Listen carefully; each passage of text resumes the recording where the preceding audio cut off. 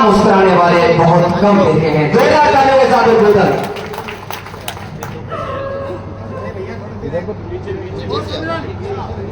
आज के इस जाट समाज 84 द्वारा इंदौर में आयोजित प्रतिभावान विद्यार्थी बालक बालिकाओं खिलाड़ियों समाज सेवियों के सम्मान समारोह में विभिन्न गांव राजधानी से पधारे सभी सम्मान्य वरिष्ठ प्रबुद्धजन, युवा साथीगण और आज के समारोह में अपनी प्रतिभा के बल पर सम्मानित होने वाले सभी विद्यार्थी बालक बालिकाएं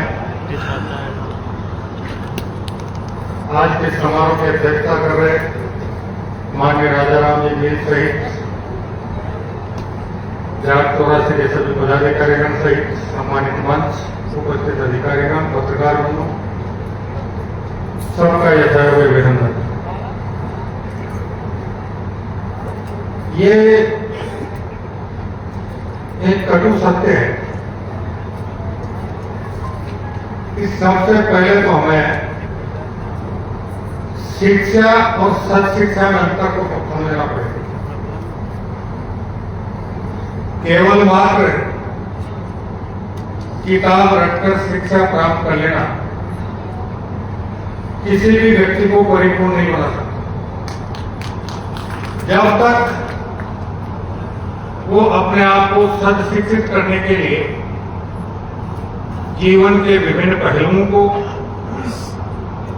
समाज के विभिन्न पहलुओं को समझने की क्षमता अपने आप में विकसित नहीं कर सकता। और उसके बाद सत शिक्षा के साथ साथ अपने आप को सत संस्कारी बनाना भी बहुत आवश्यक है। और जब कोई भी व्यक्ति, कोई भी बालक, कोई भी बालिका सत शिक्षित और सत संस्कारी बन जाएगा तो निश्चित रूप से उसका खुद का जीवन तो सुखी और सफल होगा ही होगा। वो अपने परिवार, अपने समाज, अपने परिक्षेत्र के लोगों का जीवन भी सुखी और सफल बनाने में अपना महत्वपूर्ण योगदान अदा करने में सक्षमता प्राप्त कर सके। मैं सबसे पहले तो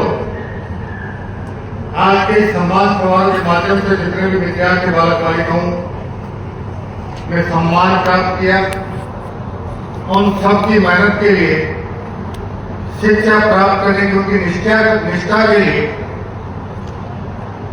अपने परिश्रम और अनुशासन से,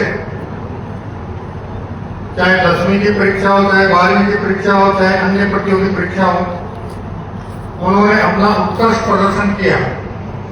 उस सब के लिए उनका बहुत बहुत अभिनंदन, बहुत बहुत शुभकामनाएं। साथ ही मैं उनके अभिभावकों, परिजनों को भी इस अवसर पर धन्यवाद देना चाहूंगा, जिन्होंने अपने परिवार की भावी पीढ़ी को सुशिक्षित और सुसंस्कारित करने के लिए निश्चित रूप से अपने सर्वभावी प्रयास किए होंगे। और उनके सर्वभावी प्रयासों का नतीजा है कि आप उनके परिवार की भावी पीढ़ी अपनी प्रतिभा के बल पर यहाँ सम्मानित हो पा रही। ये क्रम लगातार जारी रहना चाहिए। सामान्यतः ये बात सही है कि बहुत सी जगह हम देखते हैं कि परिवार के जो मुखिया होते हैं, परिवार के जो अभिभावक होते हैं, वो अपने परिवार की भावी पीढ़ी के बालक बालिकाओं को विद्यालय में प्रवेश करवाकर ये मान लेते हैं कि भावी पीढ़ी के प्रति हमारे जो कर्तव्य और दायित्व था उसका मैंने पूर्णतः पालन कर लिया। लेकिन उनके दिमाग में ये बात नहीं आती कि विद्यालय हो चाहे महाविद्यालय हो, वो केवल मात्र 7 घंटे चलता और घर से विद्यालय महाविद्यालय आने जाने का हम घंटे 2 घंटे का टाइम और जोड़ लें तो दिन और रात के 24 घंटों में से बाकी 15 से 17 घंटे वो किस प्रकार की संगत में रहता है, उसकी उठ बैठ कैसी है, उसकी बोलचाल कैसी है, उसका आचरण कैसा है, उस पर ध्यान देने का समय सामान्यतः परिवार के किसी भी अभिभावक सदस्य के पास नहीं रहता। और ये इसी का दुष्परिणाम है कि विश्व में भारत दुनिया में सबसे ज्यादा युवा और किशोर आबादी वाले राष्ट्र के रूप में पहचाना जाता है। लेकिन हमारी युवा और किशोर आबादी का एक बड़ा हिस्सा जिस प्रकार के मार्ग पर चल रहा है वो सामान्यतः ना खुद के लिए कभी भी सुखद हो सकता है, ना परिवार के लिए सुखद हो सकता है, ना समाज के लिए सुखद हो सकता है, ना गांव क्षेत्रों देश के लिए कभी भी सुखद हो सकता है। और इस सब का कारण परिवार के अभिभावकों द्वारा समय पर इस बात की चिंता नहीं किया जाना में प्रमुख कारण है। इसलिए जितने विद्यार्थी यहाँ उपस्थित हैं, बालक बालिकाएं उपस्थित हैं, उनसे मेरा विनम्र आग्रह रहेगा कि ये समय, ये कालखंड आपके जीवन का सबसे महत्वपूर्ण समय और कालखंड है। इसमें आप अपने आप को पूर्ण अनुशासन में रखते हुए, कठिन परिश्रम करते हुए आप अपने जो भी लक्ष्य तय कर रखा है उस लक्ष्य की प्राप्ति के लिए कड़ी मेहनत करते हुए आगे बढ़ेंगे और अपने आप को सदशिक्षित और सत्संस्कार बनाने में किसी प्रकार की कोर कस नहीं छोड़ेंगे तो आपका जीवन भी सुखी और सफल होगा और आपके परिजनों का संध्या काल भी सुखी और सफल होगा। और अगर इस समय को आपने बिगाड़ दिया, बर्बाद कर दिया तो जीवन में पश्चाताप के अलावा आपको कुछ नहीं मिलने वाला है। इसलिए मेरा विशेष आप लोगों से आग्रह है कि इस समय की महत्ता को समझें और अपने आप को सुशिक्षित और सुसंस्कार बनाने के लिए जीवन में पूर्ण अनुशासन का पालन करते हुए, कठिन परिश्रम करते हुए अपने लक्ष्य की प्राप्ति की ओर तेजी से आगे बढ़ने का सफल प्रयास करें। और साथ ही सभी उपस्थित प्रबुद्धजनों से और अभिभावकों से भी मेरा यही अनुरोध रहेगा कि कृपया वो अपने परिवार की भावी पीढ़ी के सदस्यों को सुशिक्षित और सुसंस्कार बनाने के लिए सतत रूप से इन पर निगरानी रखें, उनसे संवाद स्थापित करते रहें और आपको अगर कहीं कोई कमी खामी दिखाई दे तो उस कमी खामी को उनके शिक्षकों के साथ बैठकर और उन्हें सद्मार्ग पर चलने के लिए प्रयास करने में किसी प्रकार की कोर कसर नहीं छोड़े, तभी आपकी इस परिवार की भावी पीढ़ी का भविष्य सुरक्षित हो पाएगा। दूसरा, मैं एक निवेदन और करना चाहूंगा। राजनीतिक बातें तो बहुत होती है और ये समय राजनीतिक बात करने का नहीं है। सामाजिक बात जरूर मैं कुछ करना चाहूंगा। दुनिया में आज तो जातिवाद का जहर बहुत ज्यादा होता है। सामान्यतः 4 वर्ग प्रमुख माने गए थे। एक किसान वर्ग था, एक मजदूर वर्ग था, एक व्यापारी या उद्योगपति वर्ग लगे और एक प्रबुद्ध वर्ग था जो समाज को शिक्षा, दीक्षा और दिशा देने में अपना जीवन यापन करता। किसान और मजदूर ये 2 वर्ग ऐसे हैं जो विषम और विपरीत प्राकृतिक परिस्थितियों में कड़ी मेहनत करते हैं। ना सर्दी की परवाह करते, ना गर्मी की परवाह करते, ना बरसात की परवाह करते, ना तूफान की परवाह करते। लेकिन हमारा दुर्भाग्य यह है कि हम आपस में सौहार्द और भाईचारा बनाए रखने में बिल्कुल भी रुचि नहीं रखते। मैं कई बार सोचता हूं, आषाढ़ के महीने में बरसात बरसी, किसान हल बैल और बीज लेकर खेत की तरफ रवाना होता है और मन में कल्पना करता हुआ जाता है कि अगर प्रकृति और मेरे पे होगा और अब की बार मेरे खेत में जो भी वो कल्पना करता है 200 मन 500 मन अनाज हो जाए तो मैं जीवन के सारे परिवार की सारी आवश्यकताओं की पूर्ति करूँ। और उसने कल्पना की 500 क्विंटल की और प्रकृति ने उसको 600 क्विंटल अनाज दे दिया तो वो 100 क्विंटल अतिरिक्त अनाज हम पचा नहीं पाते। और उसके साथ साथ कल्पना वाले 500 क्विंटल में से 200-250 क्विंटल अनाज भी एक दूसरे की टांग खींचने और अड़क निकालने में बर्बाद करने। और यही हाल है हमारे मजदूर वर्ग का। वो सुबह मजदूरी के लिए निकलता है, कल्पना करता है अगर आज 500 रुपए की मजदूरी मिल गई तो मैं बच्चों के लिए ये भी कर दूंगा, घरवाले के लिए ये भी कर दूंगा, राशन भी ले आऊंगा, फलाना भी कर दूंगा, सारा काम। और भगवान की दया से अगर उसको 600 रुपए की मजदूरी उस दिन मिल गई तो वो भी उस 100 रुपए को पचा नहीं पाता। तो एक तो मेरा निवेदन यह है कि पचाना सीखिए, और दूसरी किसान और मजदूर की जो सबसे बड़ी बीमारी है 100 काम अच्छे करता है लेकिन इस जवान से 100 अच्छे के कामों को 2 मिनट में बर्बाद कर लेता है। इस पे नियंत्रण रखना सीखने का प्रयास कीजिए, भाईचारा के साथ जीना। और अगर आपका कोई बराबर का भाई, बराबर का पड़ोसी या गांव में कोई भी परिवार अगर उन्नति और प्रगति कर रहा है तो उससे ईर्ष्या रखने के बजाय ये प्रयास करें कि मैं भी कड़ी मेहनत करके इससे आगे निकलने का प्रयास करूं। तब तो है जीवन की सार्थकता, वरना अब तक आप मुझे एक भी व्यक्ति ऐसा बता दो जिसने के दिल दिमाग में रड़क निकालने की प्रवृत्ति पैदा रही हो और वो जीवन में किसी की भी रड़क निकाल पाया हो बजाय खुद की और खुद के परिवार की रड़क निकालने।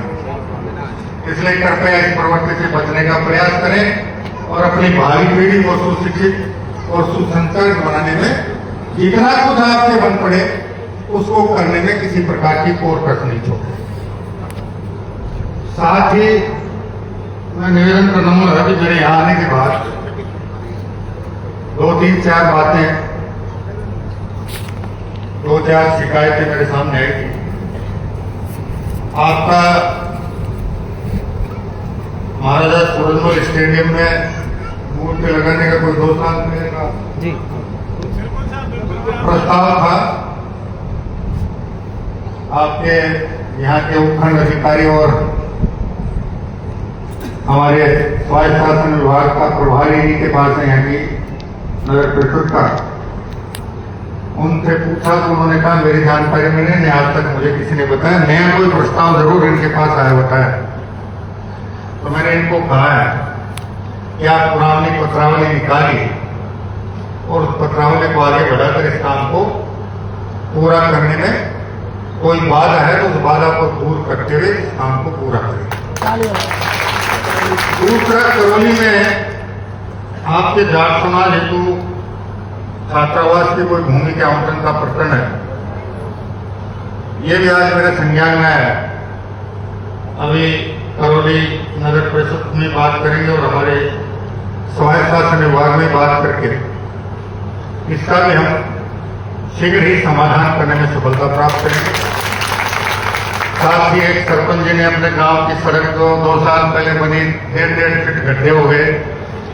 अभी मेरे एग्रीकल्चर मार्केटिंग बोर्ड के मुख्य अभियंता से बात हो गई और उसको मैंने निर्देश दे दिया कि अगर वो गाय की ग्रेड में है तो तुरंत उसकी जानकारी लेकर जितना जल्दी हो सके उसकी मरम्मत करवा कर उसका काम शुरू करें। आपके यहाँ का भी एक प्रकरण था, उसमें भी मैंने PWD के अधीक्षण अभियंता से चर्चा की है। आपके यहीं का कोई ठेकेदार है जो नाली और नाला बनाने के काम को 2 साल से लेकर बैठा है, जिसकी वजह से वो समस्या लगातार वहां के नागरिकों को सामना करना पड़ रहा है। उसे भी मैंने निर्देशित किया है कि उसे अंतिम नोटिस जारी कर दें, या तो वो काम पूरा करे, नहीं करे तो फिर उसका रिस्क पोस्ट पे उस काम को पूरा करवा कर उस क्षेत्र के लोगों की समस्या का समाधान कर उन्हें राहत प्रदान करें। साथ ही मैं जाट 84 के सभी पदाधिकारियों और सभी बुजुर्गों का, मातृशक्ति का धन्यवाद ज्ञापित करूंगा कि इस क्षेत्र में शिक्षा के प्रति काफी जागृति आई है। पहले भी गुड़गांव में मैं आपके यहाँ के एक प्रतिभा सम्मान समारोह में आया था और पहली बार आत्मिक संतुष्टि हुई कि गांव में बसने वाले किसान मजदूर के बच्चे भी शिक्षा के क्षेत्र में 90, 85, 95, 92, 96, 96% नंबर ला रहे हैं। और उसमें भी सबसे बड़ी खुशी की बात यह है कि हमारी बेटियां आपके बेटों से ज्यादा आगे निकल रही हैं। और ये भी एक कठिन सत्य है, अब तो थोड़ा सा परिवर्तन आया है। 5 साल पहले तक मैं जब देखता था गाँव में, मुझे मेरे विधानसभा क्षेत्र और जिले के भ्रमण पे जाता था, तो गांव का परिवार का अभिभावक या मुखिया बेटियों को तो सरकारी स्कूल में रवाना कर देता था और बेटे के टाई वाई लगा के और सड़क पर अंगुली पकड़कर किसी प्राइवेट बस के इंतजार में खड़ा रहता था। लेकिन पिछले 10 वर्ष का एक रिकॉर्ड उठाकर देखेंगे, भारत में सबसे बड़ी नौकरी भारतीय प्रशासनिक सेवा का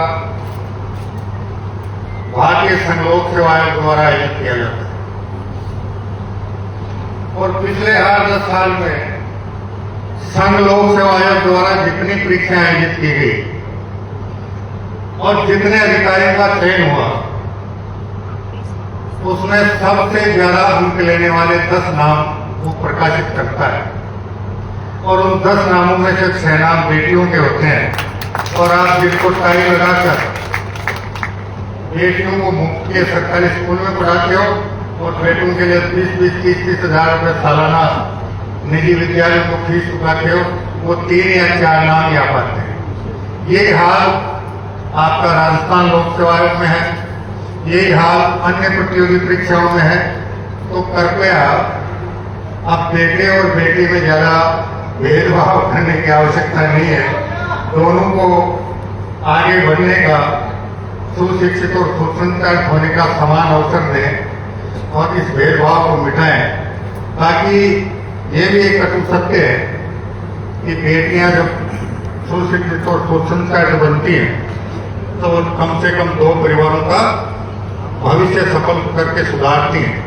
इसलिए कृपया इस दिशा में भी आगे बढ़े और जिस प्रकार का माहौल, जिस प्रकार का वातावरण आपने यहाँ शिक्षा के लिए बना रखा है, ये निरंतर बनाए रखें और अपनी परिवार की भावी पीढ़ी को सुशिक्षित और सुसंस्कृत बनाने के संकल्प के साथ आगे बढ़ते रहें, ताकि किसी जमाने में ये क्षेत्र एक दूसरे कार्य के लिए ज्यादा नाम कमाता था, उस नाम को मिटाकर एक सुशिक्षित और सुसंस्कृत लोगों के क्षेत्र के रूप में यहाँ का नाम रोशन करने में आप अपना योगदान दें। इन्हीं शुभकामनाओं के साथ आपने हमें बुलाया, ये शानदार और जानदार आयोजन किया, भावी पीढ़ी का उत्साहवर्धन करने के लिए प्रतिभाओं के सम्मान का कार्यक्रम रखा और उपस्थित सभी वरिष्ठ प्रबुद्धजनों ने अपनी गरिमा को उपस्थित देकर उनका उत्साहवर्धन किया। उस सब के लिए आपका हृदय से बहुत बहुत धन्यवाद और अभिनंदन। और भविष्य में भी आप इसी प्रकार अपने भावी पीढ़ी का उत्साहवर्धन करते रहें और भावी पीढ़ी को प्रेरित कर उन्हें सुशिक्षित और सुसंस्कृत बनने का आह्वान करते रहें। इन्हीं शुभकामनाओं के साथ हृदय से बहुत बहुत धन्यवाद। जय हिंद, जय भारत, वंदे मातरम। बहुत बहुत धन्यवाद आदरणीय मुख्य अतिथि महोदय। आज के इस प्रतिभा सम्मान समारोह में आप पधारे, इसके लिए जाट समाज 84 और आयोजन समिति आपका हार्दिक अभिनंदन करती है, हार्दिक स्वागत करती है। और इसी क्रम में मैं आभार प्रकटीकरण के लिए मंच पर आमंत्रित करना चाहूंगा हमारे जाट समाज 84 अध्यक्ष श्रीमान गजानन जी का कि आप मंच पर आए।